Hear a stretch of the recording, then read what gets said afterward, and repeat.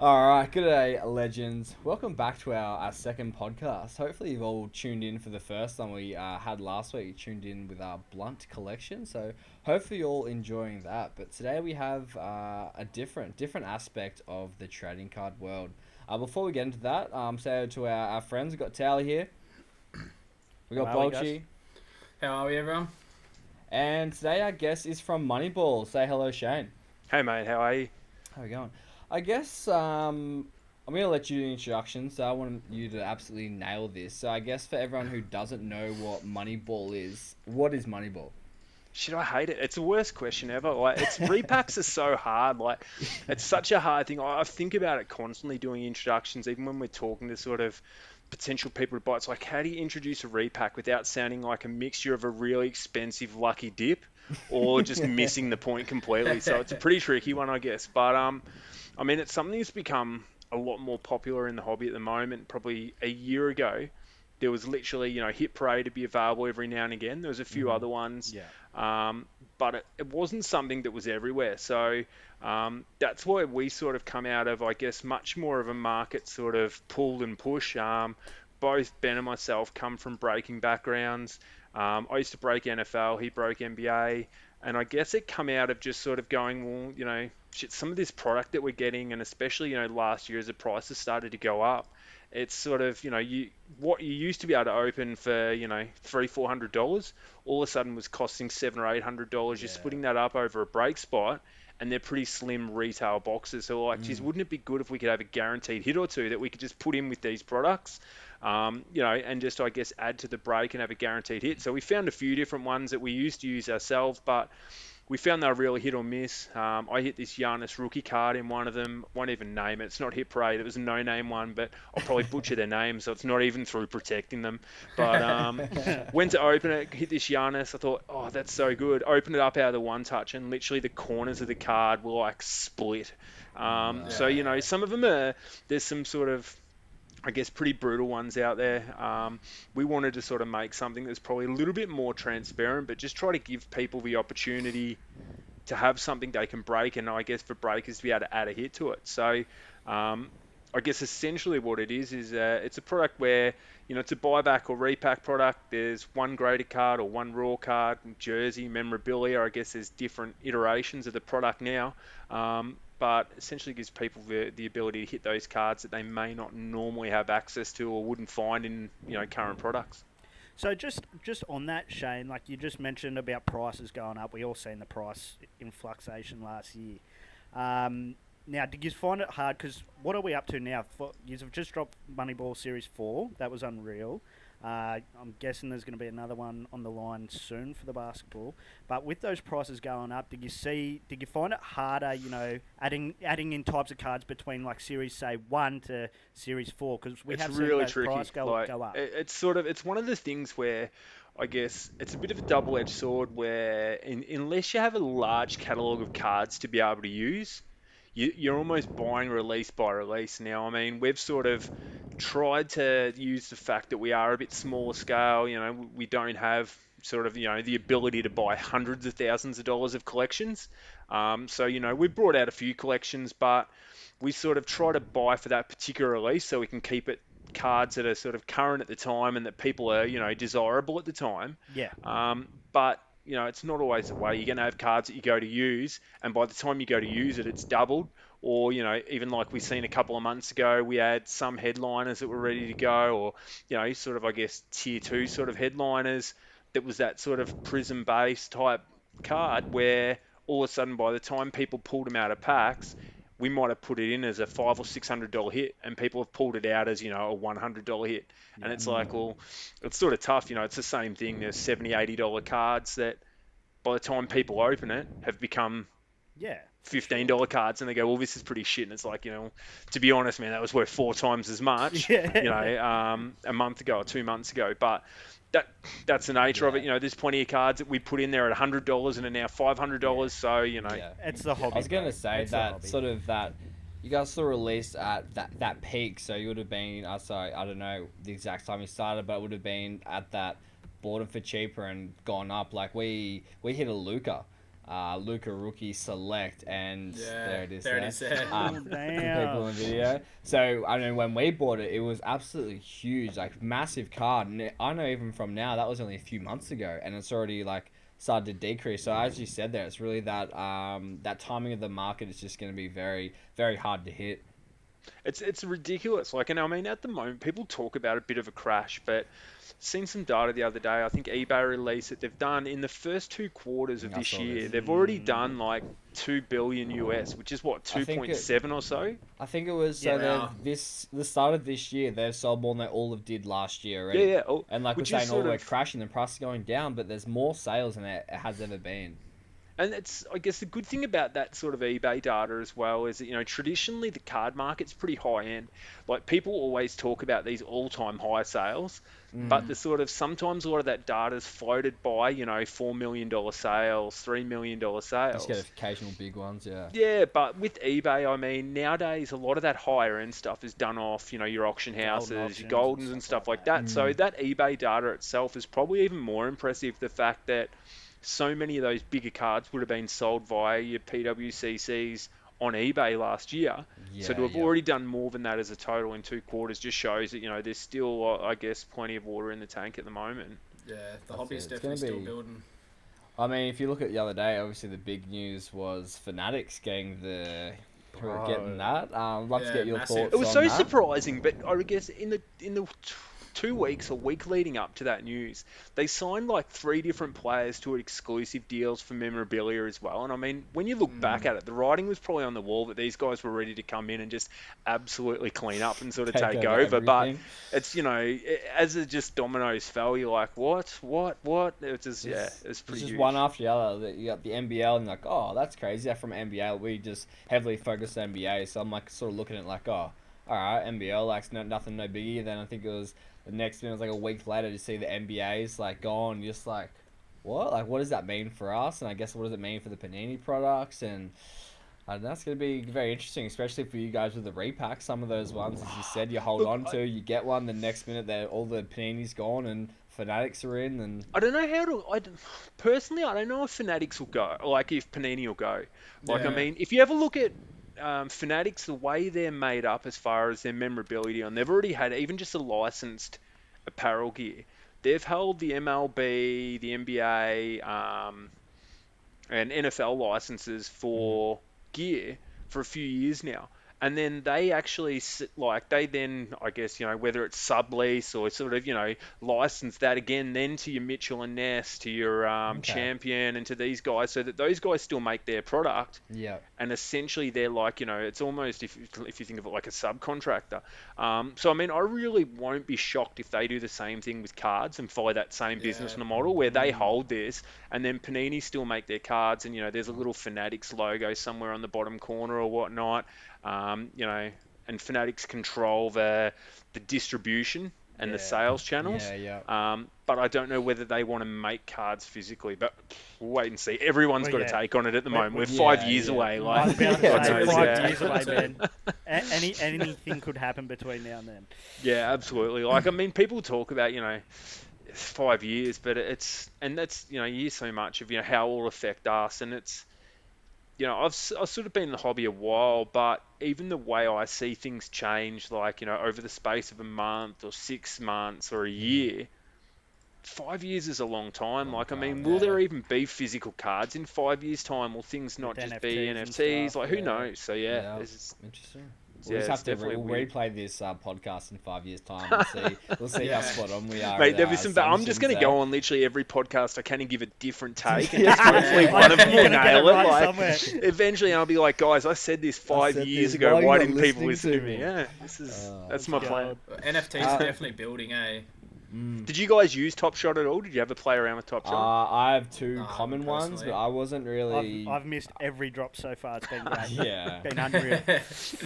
I don't know. It wasn't for me. I had a look. I got a few cards, and like I say, it wasn't for me mainly because I couldn't get any. But I guess everyone. I'd love I to couldn't get get owner, interested in it. Like, Yeah, I had a I bit of agree. fun for a little while and like made a little bit of money out of it really early. Like, the first drop I got in was before it went crazy, and you were essentially be able to get unlimited packs. So I put like, $100 in, and 100 US in my account, and I got 9 packs that day. Oh, So like, Yeah, if you right. think about it, compared, I think a week later or 2 weeks later, it went nuts, and you were Mm. lucky to get one every month, and that was like every night, sitting there at these random times trying to yeah. join queues and whatnot. So that sort of gave me a bit of a leg up, but I just couldn't enjoy it. Like, I've got to be somewhat passionate about these things. I absolutely love cards, but I couldn't sit there and sort of trying to sell these, $4 minute, like $4 moments for $5 and churn over that sort of game. Like, it just wasn't Yeah. for me. I just didn't have any passion. Like, I like but with I like the mean, yeah. cards, you have your different your different drops. So you have like National Treasures and your Obsidian. You get different designs on there. I guess that's the cool part is it's more I'm than just liking the the Panini players. one now. Like, I think Yeah. Panini have sort of managed to blow Top Shot out of the water because they've Yeah. got that brand consistency. Like you say, Hmm. there's your Prism, you've got your variations. They can then put out, NTRPAs and stuff. So I think it'll be interesting to see how the Panini one goes in time. Mm. That's fair. Well, as you said before, you've been in the card world a while now. Give us a bit of take us back. How did you first get introduced to it, and sort of how did you get collecting? Look, it's a stereotypical story. Like, absolutely loved it when I was sort of a kid. Big on basketball. 40? Well, I was born in 1980, so I've got to think what am I, 42 this year. That absolute Shaq prime. 1992. I was 12 years old, so I was absolutely primed for junk wax, ready to go. Yeah. And yeah, loved it. Fell out of it, obviously, as you sort of get older and moved on. It's not like there was the financial incentives to do it back then, so probably moved on to bigger and better things like learning that I could drink and girls and whatnot.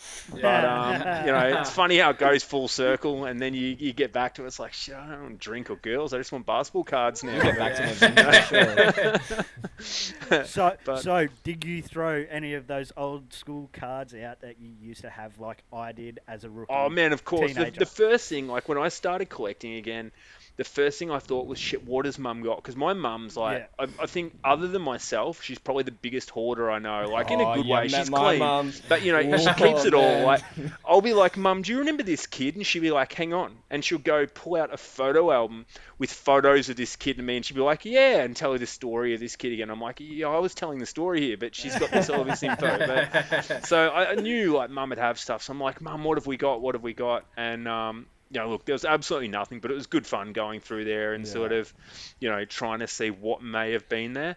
Yeah. I think there was a good find. I had a box that I must have got randomly, like me and my son had sort of just picked up at whether it be a market or a shop somewhere. And because he had said to me, he goes, hey, didn't we get a box years ago? And I was like, what, where? And then he ended up finding it at his mum's house in Ballarat, but it was like AD, Jimmy Butler, all those guys, and it was, what was it? It was I can't remember if it was Prestige or if it was just Panini. Like, it was a pretty low end product, but we ended up having like a Jimmy Butler rookie auto in there, a couple other cards like just AD base ones and stuff. So that was a bit of fun to find. Like, those Yeah. ones had actually gone up for a Yeah. little bit of value. They weren't, thousands of bucks or anything, but that was a pretty cool little find, and I think that sort of probably motivated us to start buying other cards and sort of getting into it. Was that Yeah, obviously you said nice. you and your son? So is that sort of how you Yeah. got back into it? You and your son started collecting. Look, he was sort of probably on the fringe of it. It wasn't until I probably had a pretty decent sized collection, and then all of a sudden he's like, I'd get messages saying, hey, you haven't paid for your break spot yet, and I'll be like, oh, I think you got the wrong person, and then they realise they've accidentally messaged me instead of him. I'm like, are you on a break? And he's like, yeah, and then so I think he sort of started to see the spoils and thought he'd get involved, but Nice. yeah, no, it's Yeah, definitely good. been good fun. That's cool. I can see a nice little, I think a basketball in the background. Who you PCing? Oh man, I have so many collections. I'm pretty terrible. There's a bit of stuff in there like that's more memorabilia sort of stuff. Shaq's probably Nice big shoe. yeah, that's size 22. Actually, I won't even. I was going to say I won't stretch it out, but you'd be shocked how big a size 22 shoe is, man. Like, it's ridiculous. But that's like a signed size 22 Shaq shoe. But yeah, it's huge. Wow. Like, it's I've got a Pomeranian, and seeing that to next to it was pretty confronting, like how big it was. But yeah, Shaq I've collected since day one, back since I've been back in the hobby. It was probably who I collect back then. So I sort of naturally gravitated him, which was probably good because I sort of filled out. I got like all his rookies. I think it was checklisted wise from Beckett. There's about 70 rookies from 1992 compared to, your 1,700 Zions from last year and whatnot. Yeah. It Probably was sort that of pretty many one on small, but ones with LaMelo this year, I think. oh man, there's 30 something one of Yeah, I ones think it's just like in 31 select or something. alone. Like so, What? yeah, there's Wild. no hope. But yeah, I got all the Shaq ones in PSA, like all PSA graded. Heap of Shaq autos, heap of rare 90 stuff that was somewhat expensive. But the first few years I was back collecting, I guess a lot of my mates sort of all laughed and they're like, that stuff was worth nothing, junk wax. They're all hunting all these other players. And then over the last sort of year or two, some of those 90s inserts have had a bit of a turn and now worth a little bit of money. And a lot of the Tears off Shaq for stuff. now, So eh? it's sort of, yeah, well, look, I don't know. It's probably like I'm that idiot that's still going to be holding on to it when it's worth nothing again anyway. So it's not like I'll Yeah. cash in on absolutely Yeah, any of it. yeah, But yeah, that Nick Young, I collect. I'm probably the only person Swaggy to P. have. Yeah, I have like Nice. I definitely say it's the world's biggest Swaggy P collection, but it's probably the world's only Swaggy P collection as well. So there's not much competition. He's even shared it on his Instagram a couple of times and Yeah, stuff. But nice. He's that's holding different. on to that. He's like, there's one person out there who's still riding with Swaggy P. Yeah, but Like, then he yes. started Cameo, and I hit him up on that. I'm like, oh, maybe you could do another video, and he just totally ignored me unless I put the credit card in. So obviously, Yeah. He yeah, doesn't now that care he's about Running that. now low that on they've invented funds. that sort of thing, he's not so cool about it. Lou Williams is another PC of mine. There's a bit of a thing, like I love a streaky role player, Yeah, yep. exciting player. But I mean, other than that, I just bit of everything. I'm really big on game tickets as well. I've been doing that for a while now. So Jordan, Tom Brady, that sort of stuff. Yeah. Kobe's last game. I sort of got into those probably late last year before that stuff went really nuts. So like I bought a Kobe's last game ticket. I think I got it at the time for about 200 odd bucks. And then I mean at one stage, a few months ago, a month or two ago, they were selling for about 2 or 3 grand. We're talking about like, Um, proper game tickets, yeah? yeah. Yeah. So like even what have I? That's like a Jordan Shrug one. So you PSA grade them as well. And I mean it's Yeah, essentially the right. Yeah, same wild. size, like a little bit longer for a normal one. This is a Mhm. small one, so that was like 1992. That was the Jordan Shrug game where he sort of looked. He scored the most threes in a playoff game or and a half and scored 35 and then did the shrug. So things like that. They've Nice. gone up heaps in value, and I think they're pretty cool in a way. I guess that a lot of us collect through that sort of idea of almost reliving some of those Yeah. moments from games, Mm. and I think it doesn't even get any more so than a ticket from particular games. I think that's got even more 100%. meaning, Yeah. but. Be interesting to see whether it's a long-term thing or whether people have jumped on it. It's like so many other things we see in the hobby, go up Oh, and then just mate, disappear Yeah. after a while. I mean, that's the world, isn't it? It's true. Like attention doesn't stay on everything. So No, that's be it. interesting to see how it plays out. So for So you those took- of sorry, Jacko. For those Yeah. of us that don't know, Moneyball isn't just run by yourself. No. It's run by Benny as well. Is it just Benny? You and Ben? Yeah, well, and Dan's joined. So our graphic designer Dan, who probably did a lot of the heavy lifting, to be honest. Like all we do is buy nice cards and put them in a box. He does all the designs, all the artwork. So he spends hours. I think it was after Series 3, we said to him, hey, rather than us just sending you an invoice, wanna do be a you want to part get of the team? involved and sort Yeah. of give you opportunity to probably earn, a bit more money back from it, but sort of have a bit more control and be involved in sort of a lot of the processes and that. And he was like, yeah, absolutely. So it's been really good. Gives us someone sort of, on demand where if we need some graphics done or we want to change the design or something, we've essentially got a graphic designer in house. But Yep. yeah, it's definitely. I think it's been sort of really good. Had that extra person as well. He doesn't have as much of a card background, so he's got more that sort of does a little bit, but doesn't look at it the same way me or Ben probably would. That's Yeah. what I was about to say. So who do Yeah. the boys PC then? Have they got their own personal PCs? Oh, Just a look, quick rundown. Dan loves like a lot of old '90s stuff. Like Yeah. he's sort of. I think like he had a few Shaq ones he shares. I'm trying to think. I think it's called Made in the '90s is his Instagram. Yeah. But Ben PC's LeBron, and then now he's also jumped on these Bucks trains. Who is it? Bobby Portis. He thinks he's Yeah. like some ridiculous Bobby Yeah. Portis piece. What He a had Alan series he Crabb had, before that. Bobby Like, Peary's absolutely turned it on, like, for the Bucks, dead set. yeah, he's loving him. But other than that, it's LeBron. So I mean, he's been collecting LeBron for years now. So some of those LeBron autos that he's still holding. they sort of make your toes curl when you start to think about how much money is Yeah. sitting there, and you're constantly sort of like, do I just sell them? What do they Yeah. bring me? And it's like, from my perspective, I'm like, nah, just keep them, man. You don't want to get rid of them. And he's like, yeah, but I got a family, and that's, that's a Yeah. big chunk of my mortgage. And it's like, geez, yeah. So it's a tricky one. Wasn't him paying the I think it was 1.65 mil for the LeBron rookie yesterday on Goldens? Mate, good luck getting 1.6 mil out of that guy. You'd have trouble getting lunch out of him, mate, to be honest. But no, look, yeah, definitely not. But we did. What was it? He'd sent one off. One of his. When Goldens first started sort of doing well, there was a LeBron 1 of 1 actually. It was like maybe Chronicles 1 of 1 game one patch he sent there just so he could go through that process of the sort of Golden's process of selling one through, and we sent it raw, and then they graded it with BGS, had it up in their auction within the space of 3 weeks, did alright, got paid pretty quickly, so it was that was about as close to getting big money through Goldens. Bolchy's definitely sitting there with a heart on talking about Yeah, LeBron I am. like this. I love LeBron. I like him. LeBron I like fanboy, LeBron as I like him as a player, but I think as his career goes on and the sort of I guess the more outspoken he becomes on some of these issues, it sort of just turns me off. Like I think purely when he as a becomes basketballer, political. yeah. But look, I mean, at the end of the day, he's got a platform. He's sort of obviously got some beliefs that he uses it for. So That's it. What And a about quick- Oh yeah. You're I good, was bro. just gonna say, what about your future plans, like for Moneyball? Like, what do you guys got planned for the future? And there's so much. Like we did wrestling not long ago, which went really well. We're a little bit worried about how that would sort of go because there's no real we didn't market. get any, but those hits, like looking at some of those, I'm like, oh man, like take me back to my childhood. Well, that's why there's a really fine line between, because you had the wrestling guys. Like, there was sort of 3 sets of people that were probably wanting those cards, and I hope I don't offend any of them, but you've got your sort of nostalgic guys that probably aren't even that into wrestling, but just love those old ones. So there was, the Hogan auto, the Scott Hall, like Razor Ramon 25 was probably low-key one of the most sort of wanted cards in there. Everyone wanted that.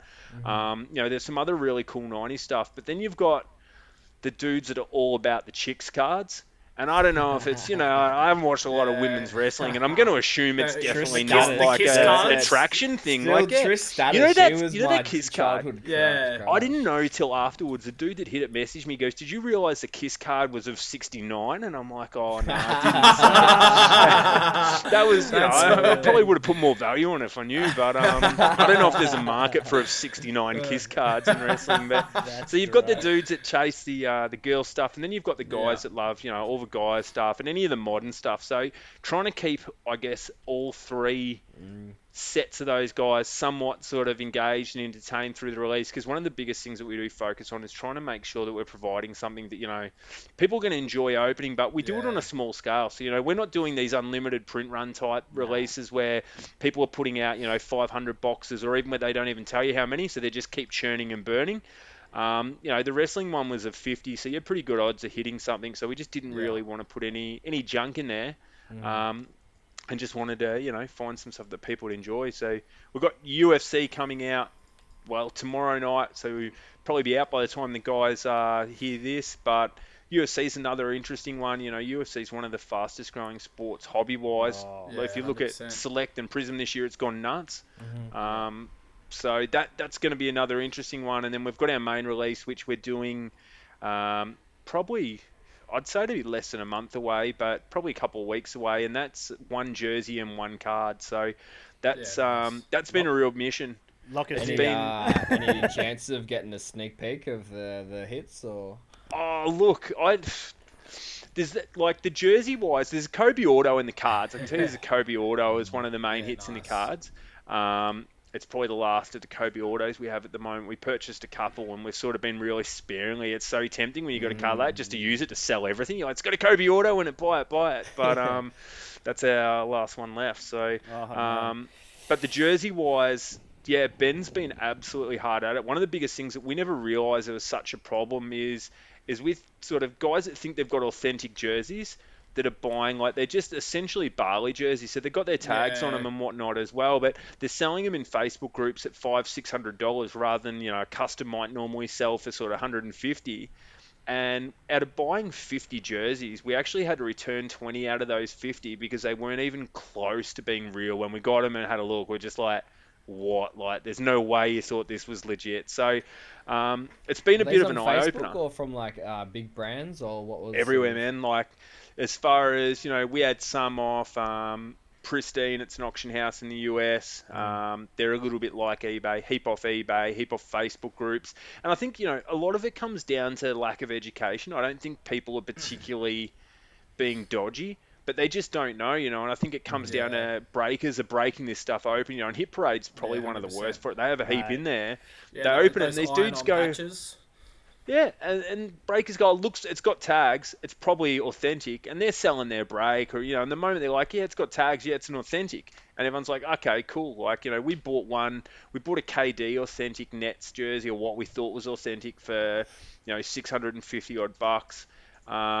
And then when we got it and like we looked inside, you could just see like all the stitching was just mangled. It was like, I don't know if I would have ever really thought, like, if you'd seen Yeah. it in person, I don't think you'd think it mm. was real. And we're like, wow. So we sort of had to take a bit of a loss on that, and a few others has delayed the product by a little bit. But we've got 50 authentic jerseys that we guarantee are authentic, which we think is sort of a big thing. So we're sort of looking forward to somewhat trying to educate people, Yeah. about authentic jerseys, if that's what people care about. If people don't care, by all means, go and buy some, some customs. But if you want Yeah. Some authentic crap. gear, make sure you do your homework. Yeah, Yeah. exactly.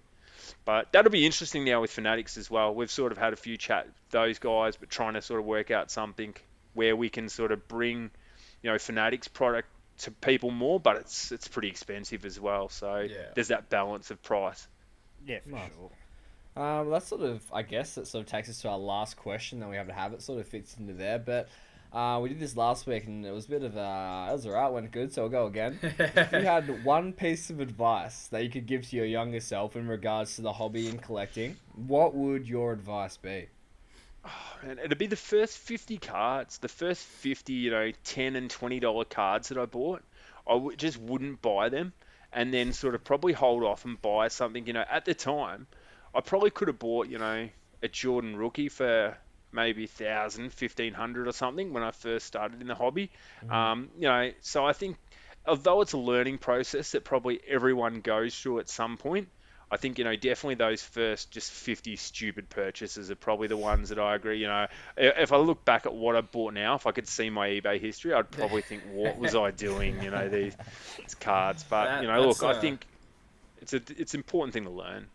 that's a quite a similar answer to last week too. That Yeah. I think It's everyone's got the same regrets. everyone comes in and they go nuts. Like, I was buying some of the shit I was buying, man, was just terrible. Like, and I'm just buying it up thinking, yeah, this is cool. And it wasn't even that I was thinking about it being worth money, but it's just, even when I look back at it, I was like, what did I even like about this card? So it's not even about it sort of, money wise, but yeah, just definitely think that. The other thing is just research, I guess, like just looking into things, sort of trying to learn.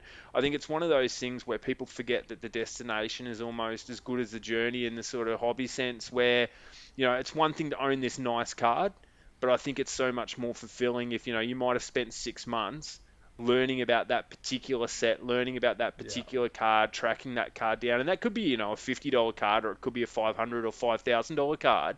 But, just trying to sort of learn about it, find out about it, and sort of, just that whole journey of it. I think people sometimes try to rush through and just want to buy these big cards, or, show some on Instagram and flex, and not really spend the time sort of appreciating it along the way. Yeah, Yeah, a no, lot good of people are answer. still in it to turn, as you said earlier, turn money over quick, and that's, I find that a problem with it sometimes. Not all the time, because everyone can make a buck in the hobby, but yeah, sometimes you just get those guys, and you get those feelings when you're dealing with those guys that, yeah, they're just in it for that quick cash. I think the good thing is, to an extent, and I've got the same sort of view as you. I'm not against anyone making money in the hobby at No. all. Love people making money, but you can certainly get a feel for those people that are probably in it for a little bit too quick. Mm. And I think, at some stage or another, those guys usually get found out in some way, whether it's this sort of correction that's happened recently with all, the base cards, and you still see the same sort of people a month later all trying to unload the same cards that you go, shit, like, Yeah. I can only imagine how much they bought them for a couple of months ago. And Remember they're the that same bol cards ball that, spike?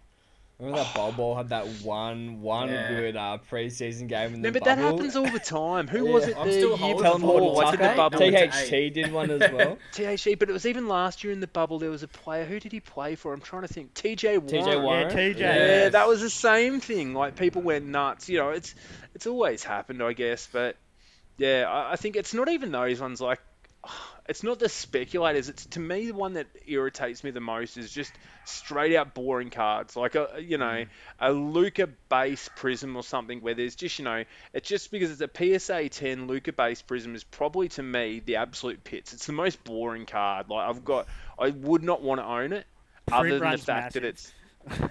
well, it's not even the print on like even just the aesthetics of the card. Like it's just to me it does nothing for me. boring Some of the card. select variations a little bit different. You've got your different levels, that sort of stuff. But and I think that's the one that irritated me when I seen people spending stupid amount of money for those sort of cards. And Yeah. one of the other biggest things that I think one of the biggest lessons is learn to, not worry about what other people do. So someone else may find that card really good looking. So I shouldn't sort of, generalize that it looks Yeah. like shit. But, it's that was one of the things that irritated me the most, just how much people are spending on what I perceive to be really boring things. But, look, someone along the way probably loved it. That's it. And if they didn't, they paid a shitload for something that was absolutely crap. Bad luck to them, but yeah, no, that's it. Yeah, that's pretty much all we have today. So obviously, super busy. You talked about all those things you got dropping. You got more coming. So thank you for giving us your time and sitting down with us to have a chat and give us a bit of a perspective into the Moneyball world. Yeah, No, thank you very excellent. Thanks for much. having me, guys. Thanks It's very much, be Shane. interesting to see the pod grow. Love it. It's sort of, I think, that was where me and Ben originally, I guess not originally, but one of our biggest stuff was with Talking Cardboard. That was the first podcast over here Yeah. that we were doing, and like literally no one did card podcasts. And it was like, a podcast about cards? And then it was sort of, they had the whole big growth and everything sort of went crazy. And so much of the content now, though, I find is just people trying to break news and give hot takes, and they're all just repeating everyone else's views. So I think, another podcast where there's actually sort of, just talking to collectors, talking about things, I guess discussion-driven content rather than you Yeah. guys just shouting at people what you think they want to hear, I think Yeah, is amazing. 100%. So I think it's really good. Good work. Awesome. Cheers. Appreciate it. Appreciate it, mate. And Excellent. thank you again for your time. Cheers, guys. All the best. Thanks, Cheers, Shane. brother. Bye, mate. Excellent.